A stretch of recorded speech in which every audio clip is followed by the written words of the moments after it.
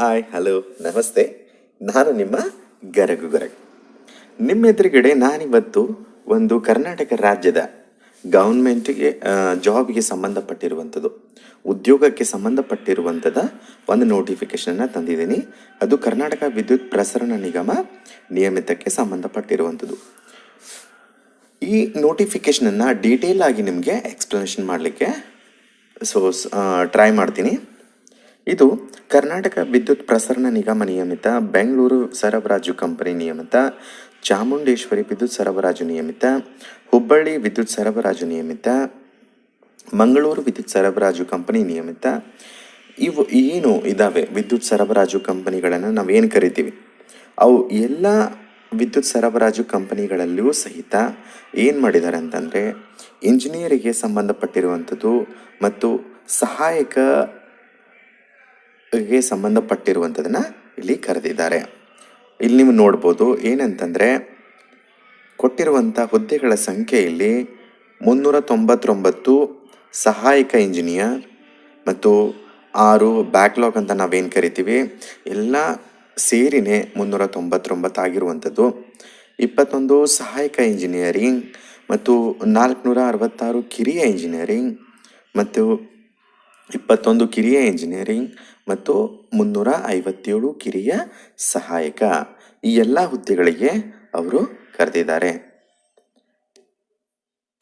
ಇಲ್ಲಿ ಅವುಗಳಿಗೆ ಸಂಬಂಧಪಟ್ಟಂಥ ವಿದ್ಯಾರ್ಹತೆ ಮತ್ತು ಯಾವ ಗುಂಪಿಗೆ ಅಂದರೆ ಯಾವ ಕೆಟಗರಿಗೆ ಎಷ್ಟು ಹುದ್ದೆಗಳನ್ನು ಅವುಗಳನ್ನು ನೋಡೋಣ. ಈ ಕೆಳಗಿನಲ್ಲಿ ನಾನ್ ಕಲ್ಯಾಣ ಕರ್ನಾಟಕ ಪೋಸ್ಟ್ಸ್, ಮಿಕ್ಕುಳಿದ ವೃಂದ ಅಂದರೆ ನಾನ್ ಎಚ್ ಕೆ ಅಂತ ನಾವೇನು ಕರಿತೀವಿ, ಅಂದರೆ ಈಗ ಎಚ್ ಕೆನ ಕಲ್ಯಾಣ ಕರ್ನಾಟಕ ಅಂತ ಹೇಳ್ತಿದ್ದಾರೆ. ಸೊ ಅದರಲ್ಲಿ ನಾವು ಆ 6 ಜಿಲ್ಲೆಗಳನ್ನು ಹೊರತುಪಡಿಸಿ ಉಳಿದಂತಹ ಜಿಲ್ಲೆಗಳಿಗೆ ಇಲ್ಲಿ ಅವರು ಸಹಿತ ಅಪ್ಲೈ ಮಾಡ್ಬೋದು. ಸಹಾಯಕ ಇಂಜಿನಿಯರಿಂಗ್ ವಿದ್ಯುತ್, ಇಲ್ಲಿ ಸಾಮಾನ್ಯ, ಪರಿಶಿಷ್ಟ ಜಾತಿ, ಪರಿಶಿಷ್ಟ ಪಂಗಡ ಅಂತ ನಾವೇನು ಕರಿತೀವಿ ಸಾಮಾನ್ಯ, ಇವುಗಳಿಗೆ ಸಂಬಂಧಪಟ್ಟಂಥ ಹುದ್ದೆಗಳು. ಸಾಮಾನ್ಯ ಅಷ್ಟೇ ತೆಗೆದುಕೊಂಡ್ರೆ ಟೋಟಲ್ 196 ಹುದ್ದೆಗಳು ಇಲ್ಲಿ ನಮಗೆ ದೊರೆಯುತ್ತವೆ. ಅದೇ ರೀತಿ ಬ್ಯಾಕ್ಲಾಗ್ ಹುದ್ದೆಗಳು ಅಂತ ಕೆಲವೊಂದಿಷ್ಟು ಇದ್ದಾವೆ. ಬ್ಯಾಕ್ಲಾಗ್ ಅಂದರೆ ಈ ಮೊದಲಿಗೆ ಅಪ್ಲಿಕೇಶನ್ ಕರೆದಾಗ ಉಳಿದಿರುವಂಥ ಹುದ್ದೆಗಳು. ಸಹಾಯಕ ಇಂಜಿನಿಯರಿಂಗ್ ಸಿವಿಲ್, ಇಲ್ಲಿ 10 ಹುದ್ದೆಗಳು ಸಾಮಾನ್ಯಕ್ಕೆ ಸಂಬಂಧಪಟ್ಟಿರುವಂಥದ್ದು. ಕಿರಿಯ ಇಂಜಿನಿಯರ್ ವಿದ್ಯುತ್, ಸೊ ಇಲ್ಲಿ 238 ಹುದ್ದೆಗಳು ಇದ್ದಾವೆ ಜನರಲ್ಗೆ. ಸೊ ಟೋಟಲ್ ಇಲ್ಲಿ 477. ಅದೇ ರೀತಿ ಬ್ಯಾಕ್ಲಾಗನ್ನು ಇಲ್ಲಿ ಕೊಟ್ಟಿದ್ದಾರೆ. ಕಿರಿಯ ಇಂಜಿನಿಯರಿಂಗ್ ಸಿವಿಲ್ ಜನರಲ್ 10 ಇದ್ದಾವೆ, ಸಾಮಾನ್ಯ 21. ಕಿರಿಯ ಸಹಾಯಕ, ಸೊ ಕಿರಿಯ ಸಹಾಯಕ ಅಂದರೆ ಇಲ್ಲಿ ಇಂಜಿನಿಯರಿಂಗ್ ಪದವಿಯನ್ನು ಹೊರತುಪಡಿಸಿ, ಕಾಮನ್ ಆಗಿ ಎಲ್ಲರೂ ನೋಡುವಂಥದ್ದು ಇದನ್ನೇ, ಇಂಜಿನಿಯರಿಂಗ್ ಪದವಿಯನ್ನು ಹೊರತುಪಡಿಸಿ ಇರುವಂಥದ್ದು. ಸಾಮಾನ್ಯ 178 ಹುದ್ದೆಗಳು, ಒಟ್ಟಾಗಿ 357 ಹುದ್ದೆಗಳು ಇಲ್ಲಿ ಇರುತ್ತವೆ. ಸೊ ಅದರಲ್ಲಿ ಕೆಟಗರಿ ಅಂತ ನಾವೇನು ಕರಿತೀವಿ, ಅದರಲ್ಲಿ ಸಾಮಾನ್ಯ, ಮಹಿಳಾ ಅಭ್ಯರ್ಥಿ, ಗ್ರಾಮೀಣ ಮೀಸಲಾತಿ, ಮಾಜಿ ಸೈನಿಕ, ಕನ್ನಡ ಮಾಧ್ಯಮ ಅಭ್ಯರ್ಥಿ, ಯೋಜನಾ ನಿರಾಶ್ರಿತ, ವಿಕಲಚೇತನ ಅಭ್ಯರ್ಥಿ, ತೃತೀಯ ಲಿಂಗದ ಅಭ್ಯರ್ಥಿ, ಸೊ ಇವುಗಳಿಗೆಲ್ಲ ರಿಸರ್ವೇಷನನ್ನು ಕೊಟ್ಟಿದ್ದಾರೆ. ಈಗ ಈ ಕೆಳಗಿನಂತೆ ಕಲ್ಯಾಣ ಕರ್ನಾಟಕಕ್ಕೆ ರಿಸರ್ವೇಷನ್ 20% ಅವ್ರಿಗಿರುತ್ತೆ, 80% ನಮಗಿರುತ್ತೆ. ಸೊ ಇದರಲ್ಲಿ ಸೇಮ್ ಅದೇ ರೀತಿ ಇಂಜಿನಿಯರಿಂಗ್ ಹೊರತುಪಡಿಸಿ ಕಿರಿಯ ಸಹಾಯಕನೂ ಇರುತ್ತೆ. ಸೊ ಸೂಚನೆಗಳನ್ನು ನಾನು ನಿಮಗೆ ಹೇಳಲಿಕ್ಕೆ ಇಷ್ಟಪಡ್ತೀನಿ. ಆಯ್ಕೆ ಹೊಂದಿದ ಅಭ್ಯರ್ಥಿಗಳನ್ನು ರಾಜ್ಯದಾದ್ಯಂತ ಕರ್ನಾಟಕ ವಿದ್ಯುತ್ ಪ್ರಸರಣ ನಿಗಮ ಯಾವುದಾದ್ರೂ ಅಲ್ಲಿ ನಿಮಗೆ ಪೋಸ್ಟಿಂಗ್ ಮಾಡ್ಬೋದು. ಅವಶ್ಯಕತೆಗಳಿಗನುಗುಣವಾಗಿ ನಿಮ್ಮನ್ನು ಅಲ್ಲಿ ಭರ್ತಿ ಮಾಡಲಾಗುವುದು. ಅರ್ಹ ಅಭ್ಯರ್ಥಿಗಳ ಕೊರತೆಯಿಂದ ಭರ್ತಿಯಾಗದೆ ಉಳಿಯುವ ಹುದ್ದೆಗಳನ್ನು ಸರ್ಕಾರದಲ್ಲಿ ಚಾಲ್ತಿ ಇರುವ ಬ್ಯಾಕ್ಲಾಗ್ ಎಂದು ಪರಿಗಣಿಸಲಾಗುವುದು. ಈಗಾಗಲೇ ನಾನು ನಿಮಗೆ ಅಲ್ಲಿ ಓದಿದ್ದೀನಿ ಬ್ಯಾಕ್ಲಾಗ್ ಹುದ್ದೆಗಳು ಅಂತ. ಈ ರೀತಿ ಹಿಂದೆ ಕರೆದಂಥ ನೋಟಿಫಿಕೇಷನಲ್ಲಿ ಉಳಿದಂಥ ಹುದ್ದೆಗಳನ್ನು ಈಗ ಬ್ಯಾಕ್ಲಾಗ್ ಅಂತ ಕನ್ಸಿಡರ್ ಮಾಡಿ ಅಲ್ಲಿ ತುಂಬ್ತಾರೆ. ಅದು ಯಾವ ಕೆಟಗರಿಗೆ ಉಳಿದಿರುತ್ತೆ ಅದೇ ಕೆಟಗರಿನ ಭರ್ತಿ ಮಾಡ್ತಾರೆ. ಸ್ಥಳೀಯ ವೃಂದ ಮಿಕ್ಕುಳಿದರಿಂದ 2 ವೃಂದಗಳಿಗೆ ಅರ್ಜಿ ಸಲ್ಲಿಸುವ ಅಭ್ಯರ್ಥಿಗಳಿಗೆ ವಿಶೇಷ ಸೂಚನೆ. ಸೊ ಇಲ್ಲೇನಿದೆ ಅಂದರೆ ಕಲ್ಯಾಣ ಕರ್ನಾಟಕ ಪ್ರದೇಶದ ಸ್ಥಳೀಯ ವ್ಯಕ್ತಿಗಳು ಸ್ಥಳೀಯ ರಂಧದ ಹುದ್ದೆ ಹಾಗೂ ಮಿಕ್ಕುಳಿದ ರಂಧದ ಹುದ್ದೆ ಎರಡೂ ರಂಧದ ಹುದ್ದೆಗಳಿಗೆ ಅರ್ಜಿ ಸಲ್ಲಿಸಲು ಅರ್ಹರಾಗಿರುತ್ತಾರೆ. ಕಲ್ಯಾಣ ಕರ್ನಾಟಕ ಸ್ಥಳೀಯ ರಂಧ ಮಿಕ್ಕುಳಿದ ರಂಧಗಳ ಎರಡಕ್ಕೂ ಅರ್ಜಿಯನ್ನು ಸಲ್ಲಿಸಲು ಬಯಸುವ ಅಭ್ಯರ್ಥಿಗಳು ಆನ್ಲೈನ್ ಅರ್ಜಿಯಲ್ಲಿ ಈ ಅಂಶವನ್ನು ಸ್ಪಷ್ಟವಾಗಿ ತಿಳಿಸುವುದು. ಅಲ್ಲದೆ ಒಂದೇ ಹುದ್ದೆಗೆ ಆಯ್ಕೆಗೆ ಸ್ಥಳೀಯ ರಂಧ ಮಿಕ್ಕುಳಿದ ರಂಧ ಎರಡೂ ರಂಧಗಳಲ್ಲಿ ಅರ್ಹತೆ ಹೊಂದಿದಲ್ಲಿ ಯಾವ ವೃಂದಕ್ಕೆ ಆಯ್ಕೆಯಾಗಲು ಬಯಸುತ್ತಾರೆ ಎಂಬುದು ಅಭ್ಯರ್ಥಿಗಳ ಆದ್ಯತೆಯನ್ನು ಆನ್ಲೈನ್ ಅರ್ಜಿಯಲ್ಲಿ ತಿಳಿಸುವುದು. ಅಂದರೆ ಈಗ ಎಚ್ ಕೆ ಅಂತ ನಾವೇನು ಕರಿತೀವಿ, ಎರಡೂ ಕಡೆನ ಅಪ್ಲೈ ಮಾಡ್ಬೋದು ಎಲಿಜಿಬಲ್ ಇದ್ದರೆ. ಮತ್ತು ಯಾವುದಕ್ಕೆ ಇಂಟ್ರೆಸ್ಟ್ ಇರ್ತಾರಲ್ಲ ಅದನ್ನು ಮೆನ್ಷನ್ ಮಾಡಬೇಕಾಗತ್ತೆ.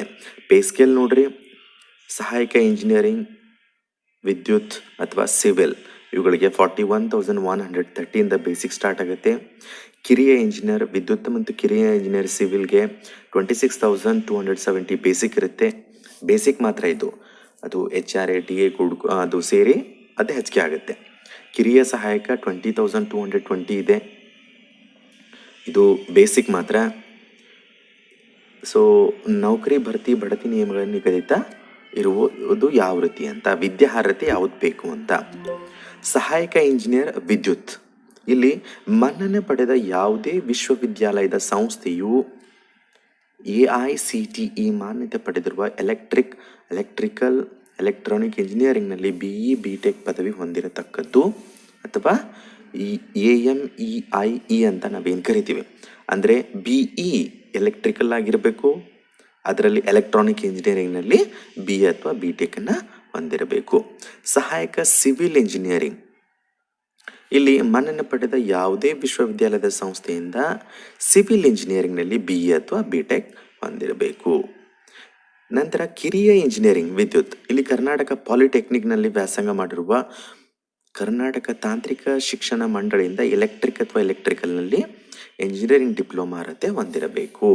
ಅಂದರೆ ಸಹಾಯಕ ಇಂಜಿನಿಯರಿಂಗ್ ಅಂತೇನಿದೆ ಅದರಲ್ಲಿ ಎಲೆಕ್ಟ್ರಾನಿಕ್ಸ್ ಮತ್ತು ಎಲೆಕ್ಟ್ರಿಕಲ್ ಇಂಜಿನಿಯರಿಂಗ್ ಮತ್ತು ಸಿವಿಲ್ ಇರಬೇಕು. ಕಿರಿಯ ಇಂಜಿನಿಯರಿಂಗ್ ಸಿವಿಲ್ ಎರಡಕ್ಕೂ ಪಾಲಿಟೆಕ್ನಿಕ್ ಅಂದರೆ ಡಿಪ್ಲೊಮಾ ಆಗಿದ್ರೆ ಆಯಿತು. ಅದು ಡಿಪ್ಲೊಮಾ ಯಾವುದರಲ್ಲಿ ಆಗಿರಬೇಕು, ಈ ಕಿರಿಯ ಇಂಜಿನಿಯರಿಂಗ್ ವಿದ್ಯುತ್ತಲ್ಲಿ ಎಲೆಕ್ಟ್ರಿಕಲ್ ಆಗಿರಬೇಕು ಮತ್ತು ಸಿವಿಲ್ನಲ್ಲಿ ಡಿಪ್ಲೊಮಾ ಸಿವಿಲ್ ಆಗಿರಬೇಕು. ನಂತರ ಎಲ್ಲರೂ ಬಯಸುವಂಥದ್ದು ಕಿರಿಯ ಸಹಾಯಕ, ಇದರಲ್ಲಿ ಪದವಿ ಪೂರ್ವ ಶಿಕ್ಷಣ ಇಲಾಖೆಯಿಂದ ನಡೆಸಲಾಗುವ ದ್ವಿತೀಯ PUC ಪರೀಕ್ಷೆಯಲ್ಲಿ ಉತ್ತೀರ್ಣತೆ ಅಥವಾ CBSE ಮತ್ತು ICSE ಪರೀಕ್ಷಾ ಮಂಡಳಿಗಳಿಂದ ನಡೆಸಲಾಗುವ 12ನೇ ತರಗತಿಯನ್ನು ಪಾಸ್ ಮಾಡಿರಬೇಕು. PUC ಆಗಿರಬೇಕು ಅಥವಾ CBSEಯಿಂದ 12th ಅಂತ ನಾವೇನು ಕರಿತೀವಿ ICSE ಬೋರ್ಡ್ನಿಂದ ಆಗಿರ್ಬೋದು. ಹಾಗಾದರೆ ಡಿಪ್ಲೊಮಾ ಆದವರು ಹಾಕ್ಬೋದಾ ಅಂತೆ ಅಂದರೆ, ಮೇಲ್ಗಡೆ ಈ ಸಿವಿಲ್ಲು ಮತ್ತು ಈ ವಿದ್ಯುತ್ ಅಂದರೆ ಎಲೆಕ್ಟ್ರಾನಿಕ್ ಅಂತ ನಾವೇನು ಕರಿತೀವಿ ಅದನ್ನು ಸಿವಿಲ್ ಬಿಟ್ಟು ಬೇರೆ ಡಿಪ್ಲೊಮಾ ಆಗಿರ್ತಾವಲ್ಲ, ಸೊ ಅವ್ರು ಹಾಕ್ಬೋದಾ ಅಂತೇಳಿ. ಸೊ ಇಲ್ಲಿ ಕೆಳಗಡೆ ಏನು ಮಾಡಿದ್ದಾರೆ ಅಂದರೆ ಅದನ್ನು ನೋಟ್ ಅಂತ ಕೊಟ್ಟಿದ್ದಾರೆ, ಅದನ್ನು ನಿಮಗೆ ಹೋಗ್ತಾ ತಿಳಿಸ್ತೀನಿ. ಸೊ ಇಂಪಾರ್ಟೆಂಟ್ ಪಾಯಿಂಟ್, ಮೇಲೆ ತಿಳಿಸಿದ ಹುದ್ದೆಗಳಿಗೆ ನಿರ್ದಿಷ್ಟಪಡಿಸಿರುವ ವಿದ್ಯುತ್ ಅಂದರೆ ನಿಗದಿತ ವಿದ್ಯಾರ್ಥಿಗಳನ್ನು ಹೊರತುಪಡಿಸಿ ಇತರೆ ವಿಷಯ ಭಾಗಗಳ ವಿದ್ಯಾರ್ಥಿ ಹೊಂದಿರುವ ಅಭ್ಯರ್ಥಿಗಳನ್ನು ಅರ್ಜಿ ನೇಮಕಾತಿಗಳಿಗೆ ಪರಿಗಣಿಸಲಾಗುವುದಿಲ್ಲ.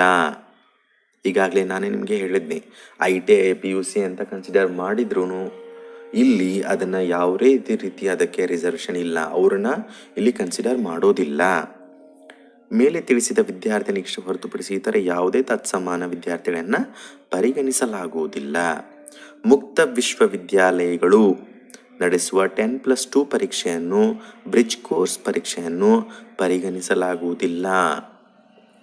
ಮೈಸೂರು ಯೂನಿವರ್ಸಿಟಿ ಮುಕ್ತ ವಿಶ್ವವಿದ್ಯಾಲಯದಿಂದ 12th ಯಾರು ಮುಗಿಸಿರುತ್ತಾರೆ ಅದನ್ನು ಇಲ್ಲಿ ಕನ್ಸಿಡರ್ ಮಾಡೋದಿಲ್ಲ.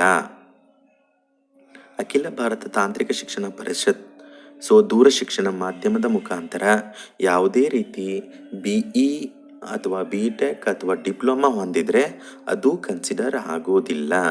ಅಂದರೆ ಮುಕ್ತ ವಿಶ್ವವಿದ್ಯಾಲಯದಿಂದ ಆಗಿದ್ದರೆ ಅದು ಯಾವುದೇ ರೀತಿ ಕನ್ಸಿಡರ್ ಆಗೋದಿಲ್ಲ. ದೂರ ಶಿಕ್ಷಣ ಮುಕ್ತ ವಿಶ್ವವಿದ್ಯಾಲಯದಿಂದ ಪಡೆದ ಡಿಪ್ಲೊಮಾ ಇಂಜಿನಿಯರಿಂಗ್ ನೇಮಕಾತಿಯನ್ನು ಪರಿಗಣಿಸುವುದಿಲ್ಲ. ನೆನಪಿರಲಿ, ಯಾವುದೇ ರೀತಿ ದೂರ ಶಿಕ್ಷಣ ವಿಶ್ವವಿದ್ಯಾಲಯ ಅಥವಾ ಮುಕ್ತ ವಿಶ್ವವಿದ್ಯಾಲಯದಿಂದ ನೀವು ಅರ್ಹತೆಯನ್ನು ಪಡೆದಿದ್ದರೆ ಅದು ಇಲ್ಲಿ ಸಂಬಂಧಪಡೋದಿಲ್ಲ, ಅಂದರೆ ಎಲಿಜಿಬಲ್ ಆಗೋದಿಲ್ಲ. ಅರ್ಜಿಗಳನ್ನು ಸ್ವೀಕರಿಸಲು ನಿಗದಿಪಡಿಸಿದ ಕೊನೆಯ ದಿನಾಂಕದಂದು ಅಭ್ಯರ್ಥಿಗಳು ಈ ಮೇಲೆ ನಿಗದಿಪಡಿಸಿದ ಶೈಕ್ಷಣಿಕ ವಿದ್ಯಾರ್ಹತೆ ಉತ್ತೀರ್ಣತೆಗೊಂಡಿರತಕ್ಕದ್ದು. ಅಂದರೆ ಮೇಲ್ಗಡೆ ಹೇಳಿರುವಂತಹ ಎಲಿಜಿಬಿಲಿಟಿನ ಈ ಡೇಟ್ ಒಳಗಾಗಿ ನೀವು ಹೊಂದಿರತಕ್ಕದ್ದು. ಈ ಅಧಿಸೂಚನೆಗೆ ನೇಮಕಾತಿಗೆ ಸಂಬಂಧಪಟ್ಟಿರುವ ಅಂತಿಮ ನಿರ್ಧಾರ ಕೈಗೊಳ್ಳುವ ಹಕ್ಕನ್ನು ಕರ್ನಾಟಕ ವಿದ್ಯುತ್ ಪ್ರಸರಣ ನಿಗಮನ ಹೊಂದಿದೆ. ಅರ್ಹತೆ ಇಲ್ಲಿ ನೀವು ಶೈಕ್ಷಣಿಕ ವಿದ್ಯಾರ್ಹತೆ ಹೊಂದಿರಬೇಕು. ಅದರಲ್ಲಿ ಇಲ್ಲಿ ಇಂಪಾರ್ಟೆಂಟ್ ಪಾಯಿಂಟ್ ಇದೆ. ನೀವು ಆ ವಿದ್ಯಾರ್ಹತೆಯನ್ನು ಏನು ಕೇಳಿದರೆ ಅದರಲ್ಲಿ ಎಷ್ಟು ಪರ್ಸೆಂಟೇಜ್ ಹೊಂದಿರಬೇಕು. ಅದರಲ್ಲಿ ಸಾಮಾನ್ಯ ವರ್ಗದ ಅಭ್ಯರ್ಥಿಗಳು 60% ಹೊಂದಿರಲೇಬೇಕು. ಪ್ರವರ್ಗ 1, 2A, 2B, 3A, 3Bಯನ್ನು 50% ಹೊಂದಿರಲೇಬೇಕು. ಪರಿಶಿಷ್ಟ ಜಾತಿ ಪರಿಶಿಷ್ಟ ವರ್ಗದ ಅಭ್ಯರ್ಥಿಗಳು ಜಸ್ಟ್ ಪಾಸ್ ಆದರೆ ಸಾಕು. ಅಂದರೆ ಈಗ ನಾನು ಕಿರಿಯ ಸಹಾಯಕಕ್ಕೆ ಅಪ್ಲೈ ಮಾಡೋನಿದ್ದೇನೆ. 12th PUCನಲ್ಲಿ ಕಂಪಲ್ಸರಿ 60% ಆಗಲೇಬೇಕು ಜನರಲ್ ಮೆರಿಟ್ದವ್ರಿಗೆ. OBC ಆಗಿದ್ದರೆ ಅವ್ರಿಗೆ 50% ಆಯಿತು. SC STದವ್ರಿಗೆ ಜಸ್ಟ್ ಪಾಸ್. ಓಕೆ, ಇದು ವಿದ್ಯಾರ್ಹತೆ ಜೊತೆಗೆ ಏನಾಗಿರಬೇಕು, ನಿಮ್ಮ ಪರ್ಸೆಂಟೇಜ್ ಇಲ್ಲಿ ಹೇಳಿರುವಂಥದ್ದನ್ನು ಹೊಂದಿರಬೇಕು. ಅಪ್ಲಿಕೇಶನ್ ಹಾಕೋದು ಅಂದರೆ ಅಪ್ಲಿಕೇಶನ್ ಫಿಲ್ಅಪ್ ಸ್ಟಾರ್ಟ್ ಆಗೋದು ಫೆಬ್ರವರಿ 7ನೇ ತಾರೀಕಿನಿಂದ ಮತ್ತು ಕೊನೆ ದಿನಾಂಕ ಮಾರ್ಚ್ 7. 1 ತಿಂಗಳು ಟೈಮ್ ಕೊಟ್ಟಿದ್ದಾರೆ. ನೆಕ್ಸ್ಟ್ 2 ಡೇಸನ್ನು ಜಸ್ಟ್ ನಿಮಗೆ ಫಾರ್ಮ್ ಅಂದರೆ ಫೀಸ್ ಫಿಲ್ ಮಾಡಲಿಕ್ಕೆ ಕೊಟ್ಟಿದ್ದಾರೆ. ಅರ್ಜಿ ಶುಲ್ಕ ಎಷ್ಟಿದೆ? ಸಾಮಾನ್ಯ ಅಭ್ಯರ್ಥಿಗಳಿಗೆ 600 ರೂಪಾಯಿ ಅಂದರೆ 600 ಮತ್ತು OBC ಅಭ್ಯರ್ಥಿಗಳಿಗೆ 600 ರೂಪೀಸ್. ಪರಿಶಿಷ್ಟ ಜಾತಿ ಪರಿಶಿಷ್ಟ ವರ್ಗದ ಅಭ್ಯರ್ಥಿಗಳಿಗೆ 350. ವಿಕಲಚೇತನ ಅಭ್ಯರ್ಥಿಗಳು ಯಾವುದೇ ರೀತಿ ಶುಲ್ಕ ಇರುವುದಿಲ್ಲ. ಮತ್ತು ಇಲ್ಲಿ ಶುಲ್ಕವನ್ನು ನೀವು ಅಂಚೆಯಿಂದ ಮಾತ್ರ ಭರ್ತಿ ಮಾಡತಕ್ಕದ್ದು. ಯಾವ ರೀತಿ ಅನ್ನೋದನ್ನು ಈ ಕೆಳಗಡೆ ಕೊಟ್ಟಿದ್ದಾರೆ, ಅದನ್ನು ನಿಮಗೆ ತಿಳಿಸ್ಕೊಡ್ತೀನಿ. ಇನ್ನು ವಯೋಮಿತಿಗೆ ಸಂಬಂಧಪಟ್ಟಿರುವಂಥದ್ದು ಏಜ್ ರಿಲ್ಯಾಕ್ಸೇಷನ್ಗೆ ಕನಿಷ್ಠ 18 ವರ್ಷಗಳು ಇರಬೇಕು. ಗರಿಷ್ಠ ಸಾಮಾನ್ಯ ಅಭ್ಯರ್ಥಿಗಳಿಗೆ 35, OBC ಅಭ್ಯರ್ಥಿಗಳಿಗೆ 38, ಪರಿಶಿಷ್ಟ ಜಾತಿ ಪರಿಶಿಷ್ಟ ಪಂಗಡ ಪ್ರವರ್ಗ 1ಕ್ಕೆ 40 ವರ್ಷ. ವಯೋಮಿತಿ ಸಡಿಲಿಕೆ ಎಷ್ಟಿದೆ ಅಂತಂದರೆ, ನೀವು ಈಗಾಗಲೇ ಕೆಲಸ ಮಾಡುತ್ತಿದ್ದರೆ ಇದರಲ್ಲಿ ಕರ್ನಾಟಕ ವಿದ್ಯುತ್ ಪ್ರಸರಣ ನಿಗಮದಲ್ಲಿ ಕೆಲಸ ಮಾಡುತ್ತಿದ್ದರೆ 10 ವರ್ಷಗಳ ಅವಧಿ ನಿಮಗೆ ರಿಲ್ಯಾಕ್ಸೇಷನ್ ಅಲ್ಲಿ ದೊರೆಯುತ್ತದೆ. ಮಾಜಿ ಸೈನಿಕರಾದಿದ್ದಲ್ಲಿ 45 ವರ್ಷ, ಅಂಗವಿಕಲ ಅಭ್ಯರ್ಥಿ ಆಗಿದ್ದಲ್ಲಿ 10 ವರ್ಷ, ನೀವು ಕಾಂಟ್ರಾಕ್ಟ್ ಬೇಸ್ ಮೇಲೆ ಇದ್ದರೆ ಅದಕ್ಕೆ 5 ವರ್ಷ. ಇದು ಏಜ್ ರಿಲ್ಯಾಕ್ಸೇಷನ್. ನೆಕ್ಸ್ಟು ಅಪ್ಲಿಕೇಶನ್ನ ಯಾವ ರೀತಿ ಹಾಕಬೇಕು ಅದರ ಬಗ್ಗೆ ಇನ್ಫಾರ್ಮೇಷನ್ನ ನೀವು KPTCL ಕರ್ನಾಟಕ ಇಲ್ಲಿ ವಿಸಿಟ್ ಮಾಡಿದರೆ ಅಲ್ಲಿ ಆನ್ಲೈನ್ ಅಪ್ಲಿಕೇಶನ್ ಇರುತ್ತೆ, ಅಲ್ಲಿ ಭರ್ತಿ ಮಾಡಬೇಕು. ಆನ್ಲೈನ್ ಮೂಲಕ ಅರ್ಜಿಯನ್ನು ಸಲ್ಲಿಸಲು ವೆಬ್ಸೈಟ್ 7/2/2022ರಿಂದ 7/3/2022 ಓಪನ್ ಇರುತ್ತೆ, ಲಿಂಕ್ ಓಪನ್ ಇರುತ್ತೆ. ಲಾಸ್ಟ್ ಡೇಟ್ವರೆಗೂ ಕಾಯ್ಬೇಡಿ, ಆದಷ್ಟು ಬೇಗ ಅರ್ಜಿನ ಸಲ್ಲಿಸಿ. ನೆನಪಿರಲಿ, 7ನೇ ತಾರೀಕು ಮಾರ್ಚ್ 5 ಗಂಟೆಗೆ ಸಂಜೆ 5 ಗಂಟೆಗೆ ಅಪ್ಲಿಕೇಶನ್ ಕ್ಲೋಸ್ ಆಗುತ್ತೆ, 12 ಗಂಟೆಗೆ ಅಲ್ಲ. ನೆನಪಿರಲಿ, ಆನ್ಲೈನ್ ಮೂಲಕ ಅರ್ಜಿಗಳನ್ನು ಭರ್ತಿ ಮಾಡುವ ಮೊದಲು ಅರ್ಹ ಅಭ್ಯರ್ಥಿಗಳು ವೆಬ್ಸೈಟ್ ಲಭ್ಯವಿರುವ ಸೂಚನೆಗಳನ್ನು ಓದತಕ್ಕದ್ದು. ಎಲ್ಲ ಸೂಚನೆಗಳನ್ನು ಓದ್ಕೊಂಡಿರಿ. ಆನ್ಲೈನಲ್ಲಿ ಫಾರ್ಮ್ ಫಿಲ್ ಮಾಡೋಕ್ಕಿಂತ ಮೊದಲು ಅಲ್ಲಿ ಸೂಚನೆಗಳನ್ನು ಕೊಟ್ಟಿರ್ತಾರೆ, ಅವುಗಳನ್ನು ಓದಬೇಕು. ಆನ್ಲೈನ್ ಮೂಲಕ ಅರ್ಜಿಯನ್ನು ಸಲ್ಲಿಸಿದ ನಂತರ ಅಭ್ಯರ್ಥಿಗಳು ಅಂಚೆ ಕಚೇರಿಯ ಚಲನ್ ಮುದ್ರಿತ ಪ್ರತಿಯನ್ನು ಪಡೆದುಕೊಳ್ಳತಕ್ಕದ್ದು. ಅರ್ಜಿ ಶುಲ್ಕವನ್ನು ಕರ್ನಾಟಕ ರಾಜ್ಯ ಅಧಿಕಾರ ವ್ಯಾಪ್ತಿಯಲ್ಲಿರುವ ಈ ಅಂಚೆ ಕಚೇರಿಗಳಲ್ಲಿ ಪಾವತಿಸಬೇಕು. ಈ ಅಂಚೆ ಕಚೇರಿಗಳಲ್ಲಿ ಯಾವುದೇ ಅಂಚೆ ಕಚೇರಿಗೆ ಹೋದರೂ ಅವರು ನಿಮ್ಮನ್ನು ಅಲ್ಲಿ ಚಲನ್ ಬಂದಿರುತ್ತಲ್ಲ ಅದನ್ನು ತಗೋತಾರೆ. ಅಲ್ಲಿ ಆಲ್ಮೋಸ್ಟ್ ಆಲ್ ಈ ಅಂಚೆ ಕಚೇರಿನೇ ಮಾಡ್ತಿದ್ದಾರೆ. ನೆನಪಿರಲಿ, ಇಲ್ಲಿ ಯಾವುದೇ ರೀತಿ ಫೋನ್ಪೇ ಗೂಗಲ್ ಪೇ ಯಾವುದೇ ರೀತಿ ನಾವು UPI ಅಂತ ಏನು ಕರಿತೀವಿ ಯಾವುದೂ ಅಪ್ಲಿಕೇಬಲ್ ಆಗೋದಿಲ್ಲ. ನೆಟ್ ಬ್ಯಾಂಕಿಂಗ್ ಏನೂ ಅಪ್ಲಿಕೇಬಲ್ ಆಗೋದಿಲ್ಲ. ನೀವು ಪೋಸ್ಟ್ ಆಫೀಸ್ ಚಲನನ್ನು ಪ್ರಿಂಟ್ ತಕ್ಕೋಬೇಕು, ಅದನ್ನು ಅಲ್ಲಿ ಪೋಸ್ಟ್ ಆಫೀಸ್ನಲ್ಲಿ ಫಿಲ್ ಮಾಡಬೇಕು. ಸೊ ಅಲ್ಲಿ ಫೀ ಫಿಲ್ ಮಾಡಲಿಕ್ಕೆ ಕೊನೆ ದಿನಾಂಕ ಮಾರ್ಚ್ 9ನೇ ತಾರೀಕು. ಅಲ್ಲಿ 2 ದಿನದ ನಂತರ ಫಿಲ್ ಮಾಡಿ ನಾವು ಫೀಸ್ ಫಿಲ್ ಮಾಡಿದ 2 ದಿನದ ನಂತರ ನಿಮಗೆ ಕನ್ಫರ್ಮೇಷನ್ ಆಗುತ್ತೆ. ನೆನಪಿರಲಿ, ಯಾವುದೇ ರೀತಿ cheque, DD, money order, postal order ಯಾವುದೇ ರೀತಿ UPI ಯಾವುದೂ ಇಲ್ಲಿ ಅಪ್ಲಿಕೇಬಲ್ ಆಗುವುದಿಲ್ಲ. ಅಭ್ಯರ್ಥಿಗಳು ನಿಗದಿಪಡಿಸಿರುವ ಅರ್ಜಿ ಶುಲ್ಕವನ್ನು ಕಡ್ಡಾಯವಾಗಿ ಪಾವತಿಸಕದ್ದು. ಅರ್ಜಿ ಶುಲ್ಕನ ಸಂದಾಯ ಮಾಡದಿದ್ದಲ್ಲಿ ಅಂತ ಅರ್ಜಿಗಳನ್ನು ತಿರಸ್ಕರಿಸಲಾಗುವುದು. ಇದು ಕಾಮನ್. ನೀವು ಫೀಸ್ ಪೇ ಮಾಡಲೇಬೇಕು. ದಾಖಲೆಗಳು, ಭಾವಚಿತ್ರ, ಸಹಿಯನ್ನು ಅಪ್ಲೋಡ್ ಮಾಡದೇ ಇರುವ ಅಸ್ಪಷ್ಟ ದಾಖಲೆಗಳನ್ನು ಅಪ್ಲೋಡ್ ಮಾಡಿರುವ ಅರ್ಜಿಗಳನ್ನು ತಿರಸ್ಕರಿಸಲಾಗುವುದು. ಅಂದರೆ ಡಾಕ್ಯುಮೆಂಟ್ ಅಸ್ಪಷ್ಟವಾಗಿದ್ದರೆ ಅಂಥ ಅರ್ಜಿಗಳನ್ನು ರಿಜೆಕ್ಟ್ ಮಾಡಲಾಗುವುದು. ಅಭ್ಯರ್ಥಿಗಳು ಒಂದು ನಿರ್ದಿಷ್ಟ ಹುದ್ದೆಗೆ ಒಂದಕ್ಕಿಂತ ಹೆಚ್ಚಿನ ಅರ್ಜಿಗಳು ಸಲ್ಲಿಸಿದ್ದಲ್ಲಿ ಅವುಗಳ ಪೈಕಿ ಇತ್ತೀಚಿನ ಅರ್ಜಿಯನ್ನು ಮಾತ್ರ ಪರಿಗಣಿಸಲಾಗುವುದು.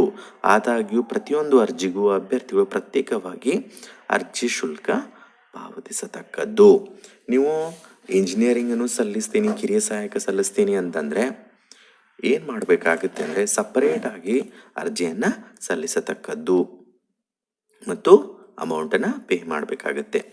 ಅಭ್ಯರ್ಥಿಗಳು ಒಂದಕ್ಕಿಂತ ಹೆಚ್ಚು ಹುದ್ದೆಗಳಿಗೆ ಅರ್ಜಿ ಸಲ್ಲಿಸ ಬಯಸಿದ್ದಲ್ಲಿ ಆನ್ಲೈನ್ ಅರ್ಜಿ ನಿಗದಿತ ಶುಲ್ಕವನ್ನು ಪ್ರತ್ಯೇಕವಾಗಿ ಪಾವತಿಸತಕ್ಕದ್ದು. ಈಗಾಗಲೇ ನಾನು ನಿಮಗೆ ಹೇಳಿದೆ, ಈಗ ನಂದು ಡಿಪ್ಲೊಮಾ ಆಗಿ ಇಂಜಿನಿಯರಿಂಗ್ ಆಗಿರುತ್ತೆ. ಸೊ ಅವಾಗ ಏನು ಮಾಡಬೇಕು, ನಾನು ಇಂಜಿನಿಯರಿಂಗ್ ಅಲ್ಲಿನೂ ಅಪ್ಲೈ ಮಾಡ್ತೀನಿ, ಡಿಪ್ಲೊಮಾ ಕಿರಿಯ ಇಂಜಿನಿಯರಿಂಗ್ ಅಂತೂ ಅಪ್ಲೈ ಮಾಡ್ತೀನಿ ಅಂತಂದರೆ ಆವಾಗ ಸಪ್ರೇಟಾಗಿ ಫಾರ್ಮನ್ನು ಫಿಲ್ ಮಾಡಿ ಫೀಸನ್ನು ಪೇ ಮಾಡಬೇಕಾಗುತ್ತೆ. ನಾನು ಸಹಾಯಕನೂ ಅಪ್ಲೈ ಮಾಡ್ತೀನಿ ಅಂತಂದರೆ ಅದನ್ನು ಸಹಿತ ಸಪ್ರೇಟಾಗಿ ಪೇ ಮಾಡಬೇಕಾಗತ್ತೆ.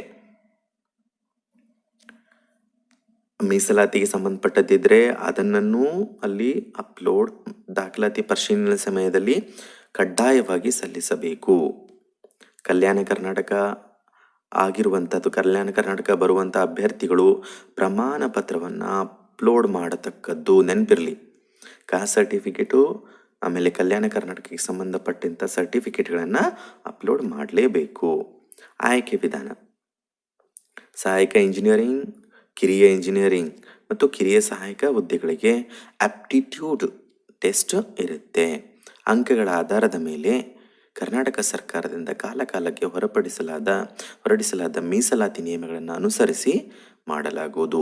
ಆಪ್ಟಿಟ್ಯೂಡ್ ಟೆಸ್ಟ್ ಕಂಪಲ್ಸರಿ ಇರುತ್ತೆ. ಆಪ್ಟಿಟ್ಯೂಡ್ ಟೆಸ್ಟ್ ಅಂದರೆ ಇದೆ, ನಾವೀಗ GK ಪೇಪರ್ ಅಂತ ಏನು ಕರಿತೀವಿ, ಇಲ್ಲಿ ಕೆಳಗಡೆ ಅದಕ್ಕೆ ಸಂಬಂಧಪಟ್ಟಂಥ ಇನ್ಫಾರ್ಮೇಷನ್ನ ನೀಡಿದ್ದಾರೆ, ಅದನ್ನು ಹೇಳ್ತೀನಿ.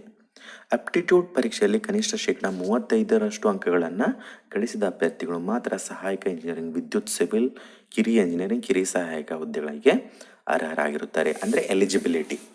ನೀವು ಪರೀಕ್ಷೆ ಬರೆದ ತಕ್ಷಣ ಎಲಿಜಿಬಲ್ ಅಂತ ಅಂದ್ಕೊಳ್ಬೇಡಿ. ಅಲ್ಲಿ 35% ನೀವು ತೆಗೆದುಕೊಳ್ಳೇಬೇಕು. ನೆಕ್ಸ್ಟ್ ನಿಮ್ಮ ಪರ್ಸೆಂಟೇಜಲ್ಲಿ ರ್ಯಾಂಕಿಂಗಲ್ಲಿ ಕೌಂಟ್ ಆಗುತ್ತೆ. ನೀವು 35ಕ್ಕಿಂತ ಕಡಿಮೆ ತೊಗೊಂಡ್ಬಿಟ್ರೆ ಅಲ್ಲಿ ಕನ್ಸಿಡರ್ ಆಗೋದಿಲ್ಲ. ಸೀಟು ಅಲ್ಲಿ ಖಾಲಿ ಉಳಿದ್ರೂ ಸಹಿತ ನಿಮ್ಮದು ಕನ್ಸಿಡರ್ ಆಗೋದಿಲ್ಲ. ನೀವು ಕನಿಷ್ಠ 35% ಮಾಡಲೇಬೇಕು. ಆಪ್ಟಿಟ್ಯೂಡ್ ಪರೀಕ್ಷಾ ವಿಧಾನ ದಿನಾಂಕ ನಂತರ ದಿನಗಳಲ್ಲಿ ನಿಮಗೆ ಮಾಹಿತಿ ನೀಡಲಾಗುವುದು. ವಿಕಲಚೇತನ ಅಭ್ಯರ್ಥಿಗಳಿಗೆ ಆಲ್ರೆಡಿ ಕಾಮನ್ ಆಗಿರುವಂಥ ರೂಲ್ಸನ್ನು ನೀವು ಫಾಲೋ ಅಪ್ ಮಾಡಲೇಬೇಕಾಗತ್ತೆ. ನೆಕ್ಸ್ಟು ವಿಕಲಾಂಗತೆ ಸ್ವರೂಪ ಇಲ್ಲಿ ಕೊಟ್ಟಿದ್ದಾರೆ. ಇವೆಲ್ಲ ಸ್ವರೂಪಗಳನ್ನು ಹೊಂದಿದ್ರೆ ರಿಸರ್ವೇಷನ್ ಕ್ಯಾಟಗರಿ ಯಾವುದು ಅನ್ನೋದನ್ನು ಕೊಟ್ಟಿದ್ದಾರೆ, ಓದ್ಕೊಳ್ಬೇಕು ಇದನ್ನು. ನೆಕ್ಸ್ಟು ಆಪ್ಟಿಟ್ಯೂಡ್ ಪರೀಕ್ಷೆಗೆ ಮುನ್ನ ಗುಂಪಿ ಸಿ ಹುದ್ದೆಗಳಿಗೆ ಕಡ್ಡಾಯ ಕನ್ನಡ ಭಾಷಾ ಪರೀಕ್ಷೆ. ಮೇಲೆ ತಿಳಿಸಿರೋ ಹುದ್ದೆಗಳಿಗೆ ಅರ್ಜಿ ಸಲ್ಲಿಸುವ ಅಭ್ಯರ್ಥಿಗಳು SLC, PUC ಮೇಲ್ಪಟ್ಟದ ಯಾವುದೇ ಪರೀಕ್ಷೆಯಲ್ಲಿ ಕನ್ನಡವನ್ನು ಮುಖ್ಯ ಭಾಷೆಯಾಗಿ, ದ್ವಿತೀಯ ಭಾಷೆಯಾಗಿ, ಐಚ್ಛಿಕ ಭಾಷೆಯಾಗಿ ಕನ್ನಡ ಮಾಧ್ಯಮದಲ್ಲಿ ವ್ಯಾಸಂಗ ಮಾಡಿ ತೇರ್ಗಡೆ ಕಡ್ಡಾಯ ಕನ್ನಡ ಭಾಷಾ ಪರೀಕ್ಷೆ ಉತ್ತೀರ್ಣತೆ ಹೊಂದಿರುವುದರಿಂದ ವಿನಾಯಿತಿ ಹೊಂದಿರುತ್ತಾರೆ. ನಿಮ್ಮದು ಕನ್ನಡ ಸಬ್ಜೆಕ್ಟ್ ಇದ್ದರೆ, ನಿಮ್ಮದು 10th ಆಗಿರ್ಬೋದು, PUCಲೇ ಆಗಿರ್ಬೋದು, ಇದರಲ್ಲಿ ಕನ್ನಡ ಸಬ್ಜೆಕ್ಟ್ ಇದ್ದರೆ, ಮುಖ್ಯ ಭಾಷೆಗೆ ಅಭ್ಯಾಸ ಮಾಡಿದರೆ ನಿಮಗೆ ಕಡ್ಡಾಯ ಕನ್ನಡ ಪರೀಕ್ಷೆಯಿಂದ ವಿನಾಯಿತಿ ನೀಡಲಾಗುವುದು. ಮೇಲೆ ತಿಳಿಸಿರುವ ಕನ್ನಡ ಭಾಷೆಯನ್ನು ಅಧ್ಯಯನ ಮಾಡಿರದ ಅಭ್ಯರ್ಥಿಗಳು ಮೇಲೆ ತಿಳಿಸಿರುವ ಹುದ್ದೆಗಳನ್ನು ಆಯ್ಕೆಯಾಗಲು ಅರ್ಹರಲ್ಲದು. ಆಪ್ಟಿಟ್ಯೂಡ್ ಪರೀಕ್ಷೆಗೂ ಮೊದಲೇ ನಡೆಸಲಾಗುವ ಕನ್ನಡ ಭಾಷಾ ಪರೀಕ್ಷೆಯಲ್ಲಿ ಅರ್ಹರಾಗತಕ್ಕದ್ದು. ವಿವರಣಾತ್ಮಕ ಪತ್ರಿಕೆಯಾಗಿದ್ದು ಗರಿಷ್ಠ 150 ಅಂಕಗಳನ್ನು ಹೊಂದಿರುತ್ತದೆ. ಇದರಲ್ಲಿ ಗಳಿಸಿದ ಕನಿಷ್ಠ 50 ಅಂಕಗಳನ್ನು ಗಳಿಸಲೇಬೇಕು. ನೆನಪಿರಲಿ. ಅಂದರೆ ನಿಮ್ಮದು ಕನ್ನಡ ಮಾಧ್ಯಮ ಇರಲಿಲ್ಲ ಅಂತಂದರೆ, ಈಗ ನಂದು 1 to 10th ಕನ್ನಡ ಆಗಿಲ್ಲ, ಸೊ ನೆಕ್ಸ್ಟ್ ಆದ್ರೂ ಸೆಕೆಂಡ್ ಭಾಷೆ ಅಂತ, ಫಸ್ಟ್ ಭಾಷೆ ಅಂತ ತಗೊಂಡಿದ್ರೆ ನಡೆಯುತ್ತೆ. ನೀವು ಯಾವುದೇ ರೀತಿ ಕನ್ನಡ ಭಾಷೆಯನ್ನು ಅಧ್ಯಯನ ಮಾಡದೇ ಇದ್ದಿದ್ರೆ ನೀವು ಈ ಕಡ್ಡಾಯ ಕನ್ನಡ ಪರೀಕ್ಷೆಯನ್ನು ಬರೀಲೇಬೇಕು. ಇದು ಎಲ್ರಿಗೂ ಅಲ್ಲ. ನಿಮ್ಮದು ಈ ಮಾಧ್ಯಮ ಇರದೇ ಇದ್ದರೆ, ಕನ್ನಡ ಭಾಷೆ ನಿಮ್ಮದು ಸ್ಟಡಿ ಇದರಲ್ಲಿ ಇಲ್ಲದೇ ಇದ್ದರೆ ಮಾತ್ರ ಇದನ್ನು ಬರಿಬೇಕು. 50 ಅಂಕಗಳನ್ನು ಕಂಪಲ್ಸರಿ ನೀವು ಪಡೆದುಕೊಳ್ಳಲೇಬೇಕು. ಗರಿಷ್ಠ 150 ಅಂಕಗಳು ಆಗಿರುತ್ತವೆ. ಇಲ್ಲಿ ಕೊಟ್ಟಿದ್ದಾರೆ ಏನಾಗಿರ್ಬೇಕಂತ. ಇಂಜಿನಿಯರಿಂಗ್ ಡಿಪ್ಲೊಮಾ ಮಾಧ್ಯಮದಲ್ಲಿ ಕನ್ನಡ ಭಾಷೆಯನ್ನು ಪರೀಕ್ಷೆ ತೆರಗಡೆ ಹೊಂದಿದ್ರವರು ಕನ್ನಡ ಭಾಷಾ ಪರೀಕ್ಷೆಯಿಂದ ವಿನಾಯಿತಿ ಕೋರಲು ಅವಕಾಶವಿರುವುದಿಲ್ಲ. ಅಂದರೆ ಕನ್ನಡ ಭಾಷಾ ಪರೀಕ್ಷೆಯಲ್ಲಿ ತೇರ್ಗಡೆ ಹೊಂದಿರುವವರು ಕನ್ನಡ ಭಾಷಾ ಪರೀಕ್ಷೆಯಿಂದ ವಿನಾಯಿತಿ ಕೋರಲು ಅವಕಾಶವಿರುವುದಿಲ್ಲ. ಅಂದರೆ ಕಂಪಲ್ಸರಿ ನೀವು 10th ಯಾವುದೇ ಅಲ್ಲಿ ಒಂದು ಭಾಷೆ ಕನ್ನಡ ಆಗಿರಲೇಬೇಕು. ಕನ್ನಡ ಕಡ್ಡಾಯ ಪರೀಕ್ಷೆಯನ್ನು ಬರೀಲೇಬೇಕಾಗುತ್ತದೆ. ಆಗಿರಲಿಲ್ಲ ಅಂತಂದರೆ ಅದಕ್ಕೆ ವಿವರಣೆಯನ್ನು ನೀವು ನೀಡಬೇಕಾಗುತ್ತೆ, ಯಾವಾಗ ಕನ್ನಡ ಸಬ್ಜೆಕ್ಟ್ ಇತ್ತು ಅಂತ. ಕನ್ನಡ ಭಾಷಾ ಪರೀಕ್ಷೆಯನ್ನು ಕರ್ನಾಟಕ ರಾಜ್ಯದ ಎಲ್ಲ ಜಿಲ್ಲಾ ಕೇಂದ್ರಗಳು, ಕರ್ನಾಟಕ ವಿದ್ಯುತ್ ಪ್ರಸರಣ ನಿಗಮ ನಿಗದಿಪಡಿಸಿದ ಕೇಂದ್ರಗಳಲ್ಲಿ ನಡೆಸಲಾಗುವುದು. ಒಬ್ಬ ಅಭ್ಯರ್ಥಿ ಒಂದಕ್ಕಿಂತ ಹೆಚ್ಚು ಪದವೃಂದದ ಹುದ್ದೆಗಳಿಗೆ ಅರ್ಜಿ ಸಲ್ಲಿಸಿದಲ್ಲಿ ಅವರು ಸಲ್ಲಿಸಿರುವ ಎಲ್ಲ ಅರ್ಜಿಗಳನ್ನು ಒಟ್ಟುಗೂಡಿಸಿ ಕಡ್ಡಾಯ ಕನ್ನಡ ಪರೀಕ್ಷೆಯನ್ನು, ನಾನು 3 ಹುದ್ದೆಗಳಿಗೆ ಅರ್ಜಿಯನ್ನು ಸಲ್ಲಿಸಿದರೆ ಒಂದೇ ಕಡ್ಡಾಯ ಕನ್ನಡ ಪರೀಕ್ಷೆಯನ್ನು ಬರೀಬೇಕಾಗತ್ತೆ. ನೆನಪಿರಲಿ, ಇದು ಎಲ್ರಿಗೂ ಅಲ್ಲ. ನೀವು ಕನ್ನಡ ಮಾಧ್ಯಮ ಇರದೇ ಇದ್ದರೆ, ನಿಮ್ಮದು ಕನ್ನಡ ಒಂದು ಮುಖ್ಯ ಭಾಷೆ ಆಗಿರದೇ ಇದ್ದರೆ ಮಾತ್ರ. ಅದು ಆಗಿದ್ದರೆ ನೀವು ಬರೆಯುವ ಅವಶ್ಯಕತೆ ಇಲ್ಲ. ನೆಕ್ಸ್ಟು ಇಂಪಾರ್ಟೆಂಟ್ ಇಲ್ಲಿ ಆಪ್ಟಿಟ್ಯೂಡ್ ಪರೀಕ್ಷೆ. ಆಪ್ಟಿಟ್ಯೂಡ್ ಪರೀಕ್ಷೆಯು 100 ಅಂಕಗಳಿಗಾಗಿರುತ್ತೆ. ಅದು multiple choice, offline OMR. Aptitude ಪರೀಕ್ಷೆಯನ್ನು ಪರೀಕ್ಷಾ ಪ್ರಾಧಿಕಾರದಿಂದ ಆಫ್ಲೈನ್ OMR ಮಾದರಿಯಲ್ಲಿ ನಡೆಸಲಾಗುವುದು. ನೆನಪಿರಲಿ, ಆಫ್ಲೈನ್ ಅಂತ ಇಲ್ಲಿ ಕೊಟ್ಟಿದ್ದಾರೆ. ಮತ್ತು ನೆಗೆಟಿವ್ ಮಾರ್ಕ್ಸ್ ಇದೆ. 1 ಪ್ರಶ್ನೆ ತಪ್ಪಾದರೆ 0.25, ಅಂದರೆ 4 ತಪ್ಪಾದರೆ 1 ಮಾರ್ಕ್ಸನ್ನು ಇಲ್ಲಿ ಕಡಿತಗೊಳಿಸಲಾಗುವುದು. ನೆನಪಿರಲಿ. ಗುಂಪು ಬಿ ಹುದ್ದೆಗಳಾದ ಸಹಾಯಕ ಇಂಜಿನಿಯರಿಂಗ್ ಮತ್ತು ಗುಂಪು ಸಿ ಹುದ್ದೆಗಳಾದ ಕಿರಿಯ ಇಂಜಿನಿಯರಿಂಗ್ಗಳಿಗೆ ಪ್ರಶ್ನೆ ಪತ್ರಿಕೆಯು ಕನ್ನಡ ಮತ್ತು ಇಂಗ್ಲಿಷ್ ಆವೃತ್ತಿಯಲ್ಲಿ ಇರುತ್ತದೆ. ನೆನಪಿರಲಿ, ಇಂಜಿನಿಯರಿಂಗ್ ಕಿರಿಯ ಸಹಾಯಕ ಇಂಜಿನಿಯರಿಂಗ್ಗಳಿಗೆ ಕನ್ನಡ ಮತ್ತು ಇಂಗ್ಲಿಷ್ ಎರಡೂ ಮಾಧ್ಯಮದಲ್ಲಿ ಇರುತ್ತದೆ. ಕಿರಿಯ ಸಹಾಯಕ ಹುದ್ದೆಗೆ ಅರ್ಜಿ ಸಲ್ಲಿಸಿದ ಅಭ್ಯರ್ಥಿಗಳು ಕಂಪ್ಯೂಟರ್ ಸಾಕ್ಷರತೆ, ಸಾಮಾನ್ಯ ಜ್ಞಾನ, ಆಪ್ಟಿಟ್ಯೂಡ್ ಪತ್ರಿಕೆಯು ಕನ್ನಡ ಮತ್ತು ಇಂಗ್ಲಿಷ್ ಎರಡೂ ರತ್ತಿಯಲ್ಲಿ ಇರುತ್ತದೆ. ನಿಮಗೆ ಸಿಲೆಬಸ್ ನೋಡ್ರಿ. ಕಿರಿಯ ಸಹಾಯಕ ಹುದ್ದೆಗೆ ಸಿಲೆಬಸ್ ಏನಾಗಿರುತ್ತದೆ ಅಂತಂದರೆ ಕಂಪ್ಯೂಟರ್ ಸಾಕ್ಷರತೆ ಮತ್ತು ಸಾಮಾನ್ಯ ಜ್ಞಾನ ಮತ್ತು ಆಪ್ಟಿಟ್ಯೂಡ್ ಪತ್ರಿಕೆ. ಇದು ಇಂಗ್ಲಿಷ್ ಮತ್ತು ಕನ್ನಡ ಎರಡೂ ಮಾಧ್ಯಮದಲ್ಲಿ ಇರುತ್ತದೆ. ಆಪ್ಟಿಟ್ಯೂಡ್ ಪರೀಕ್ಷೆಯನ್ನು ಕರ್ನಾಟಕ ರಾಜ್ಯದ ಎಲ್ಲ ಜಿಲ್ಲಾ ಕೇಂದ್ರಗಳಲ್ಲಿ ನಡೆಸಲಾಗುವುದು. ಅದನ್ನು ನಿಮಗೆ ತಿಳಿಪಡಿಸ್ತಾರೆ. ಸಮಯ ಮತ್ತು ಸ್ಥಳಗಳನ್ನು KPTCL ವೆಬ್ಸೈಟ್ನಲ್ಲಿ ಬಿತ್ತರಿಸಲಾಗುವುದು ಮತ್ತು ಯಾವುದೇ ರೀತಿ TADA ನೀಡಲಾಗುವುದಿಲ್ಲ. ಸ್ವಂತ ಖರ್ಚಿನಲ್ಲಿ ಹಾಜರಾಗತಕ್ಕದ್ದು. ಸೊ ಆಪ್ಟಿಟ್ಯೂಡ್ ಟೆಸ್ಟ್ಗೆ ಸಂಬಂಧಪಟ್ಟಿರುವಂಥದ್ದು ಅಸಿಸ್ಟೆಂಟ್ ಇಂಜಿನಿಯರ್, ಇಲ್ಲಿ 75 marks Visvesvaraya technological university syllabus BE electronics ಡಿಸ್. ಇಲ್ಲಿ ಅಂದರೆ ನಿಮ್ಮ BEಗೆ ಸಂಬಂಧಪಟ್ಟಿರುವಂಥದ್ದು 75 ಮಾರ್ಕ್ಸ್ ಇರುತ್ತೆ. ನಿಮ್ಮ ಸಿಲೆಬಸ್ಗೆ, ನಿಮ್ಮ ಸಬ್ಜೆಕ್ಟ್ಗೆ ಸಂಬಂಧಪಟ್ಟಿರುವಂಥ 75 ಮಾರ್ಕ್ಸು. 25 ಮಾರ್ಕ್ಸು ಜನರಲ್ ಅವೇರ್ನೆಸ್ ಮತ್ತು ಆಪ್ಟಿಟ್ಯೂಡ್. ಜನರಲ್ ಅವೇರ್ನೆಸ್, ಆಪ್ಟಿಟ್ಯೂಡ್ ಅಂದರೆ ಮೆಂಟಲ್ ಎಬಿಲಿಟಿ, ರೀಸನಿಂಗ್, ಇವನ್ನೆಲ್ಲಗಳನ್ನು ಒಳಗೊಂಡಿರುತ್ತದೆ. ಸಿವಿಲ್ಲು ಅದೇ ರೀತಿ 75 ನಿಮ್ಮ ಸಬ್ಜೆಕ್ಟು, 25 ಜನರಲ್ ಅವೇರ್ನೆಸ್, ಆಪ್ಟಿಟ್ಯೂಡು. ಇದು ಜೂನಿಯರ್ ಇಂಜಿನಿಯರಿಂಗ್. ಎಲೆಕ್ಟ್ರಾನಿಕ್ ಮತ್ತು ಸಿವಿಲ್ ಇದು ಸೇಮ್ ಅದೇ ರೀತಿ. ಇಲ್ಲಿ BEಗೆ ಸಂಬಂಧಪಟ್ಟಿರುವಂಥ ಸಿಲೆಬಸ್ ಇರುತ್ತೆ, ಇಲ್ಲಿ ಡಿಪ್ಲೊಮಾಗೆ ಸಂಬಂಧಪಟ್ಟಿರುವಂಥದ್ದು ಸಿಲೆಬಸ್ ಆಗಿರುತ್ತದೆ. 75 marks syllabus, 25 marks general awareness ಮತ್ತು ಆಪ್ಟಿಟ್ಯೂಡ್. ಸೇಮ್ ಎಲೆಕ್ಟ್ರಾನಿಕ್ ಮತ್ತು ಸಿವಿಲ್ ಎರಡು ಹುದ್ದೆಗಳಿಗೆ.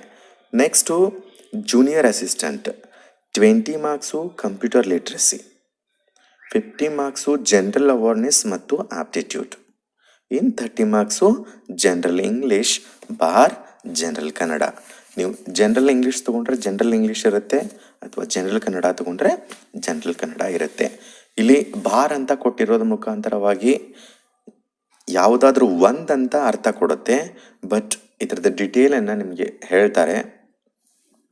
ನಮೂನೆಯನ್ನು ಅಪ್ಲೈ ಮಾಡ್ತೀರಿ, ಫಾರ್ಮನ್ನು ಅದರಲ್ಲಿ ಇರುತ್ತೆ, ಮೆನ್ಷನ್ ಮಾಡಿ ನೀವು ಯಾವ ಸಬ್ಜೆಕ್ಟ್ ತಗೋತೀರಿ ಅದು ಬಂದಿರುತ್ತೆ, ಇಂಗ್ಲೀಷ್ ಅಥವಾ ಕನ್ನಡ. ನಿಮ್ಮ ಜಾತಿ ಮೀಸಲಾತಿಗೆ ಸಂಬಂಧಪಟ್ಟಿರುವಂಥ ನಮೂನೆಗಳನ್ನು ನಿಮ್ಗೆ ಈಗಾಗಲೇ ಗೊತ್ತಿದೆ. ಆ ನಮೂನೆಗಳನ್ನು ತಯಾರು ಮಾಡಿ ರೆಡಿ ಇಟ್ಕೊಂಡಿರಿ. ಗ್ರಾಮೀಣ ಮೀಸಲಾತಿ ಆಗಿರ್ಬೋದು, ಕನ್ನಡ ಮಾಧ್ಯಮ ಮೀಸಲಾತಿ ಆಗಿರ್ಬೋದು, ಇವೆಲ್ಲ ಫಾರ್ಮ್ಗಳನ್ನು ನೀವು ಫಿಲ್ ಮಾಡಿ ರೆಡಿ ಇಟ್ಕೊಳ್ಬೇಕಾಗತ್ತೆ. ಇದು ಮೀಸಲಾತಿಗೆ ಸಂಬಂಧಪಟ್ಟಿದ್ದಾಯಿತು. General instruction. ನೀವು ಯಾವುದಾದ್ರೂ ಗೌರ್ಮೆಂಟ್ನಲ್ಲಿ ವರ್ಕ್ ಮಾಡೋರಾಗಿದ್ದರೆ ನಿರಪೇಕ್ಷಣಾ ಪ್ರಮಾಣ ಪತ್ರವನ್ನು ತೆಗೆದುಕೊಳ್ಬೇಕಾಗತ್ತೆ. ಸಾಮಾನ್ಯ ಸೂಚನೆಗಳು ಎಲ್ಲ ನೇಮಕಾತಿಗಳಿಗೆ ಇರುವಂಥದ್ದೇ ಆಗಿರುತ್ತೆ. ಭಾರತೀಯ ನಾಗರಿಕತರಾಗಿರುವಂಥದ್ದು, ಅಪರಾಧಿ ಆಗಿರಬಾರ್ದು.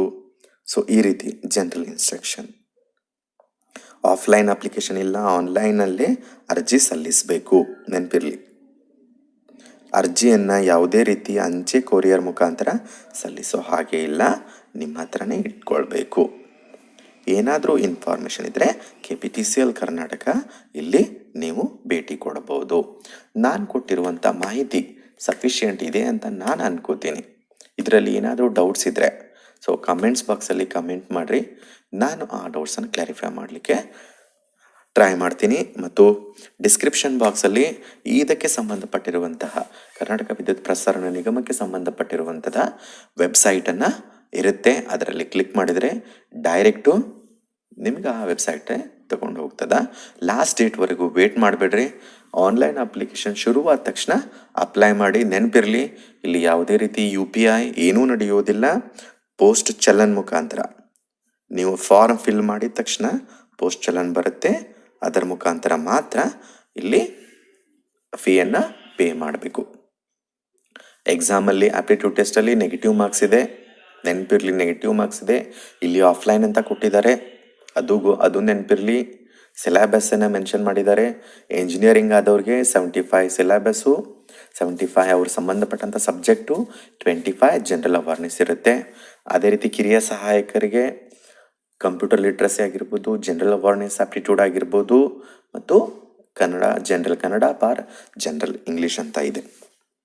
ಹೋಪ್ ಡೌಟ್ಸ್ ಎಲ್ಲ ಕ್ಲಿಯರ್ ಆಗಿದೆ ಅಂತ ನಾನು ಅನ್ಕೋತೀನಿ. ಸೊ ಅಪ್ಲೈ ಮಾಡಿ, ಪ್ರಿಪ್ರೇಷನ್ನ ಮಾಡಿ. ಶುವರಾಗಿ ನಿಮಗೆ ಬೇಕಾಗಿರೋದು ಒಂದು ಹುದ್ದೆ ಮಾತ್ರ. ನೆನಪಿರಲಿ, ಒಂದು ಹುದ್ದೆ ಮಾತ್ರ.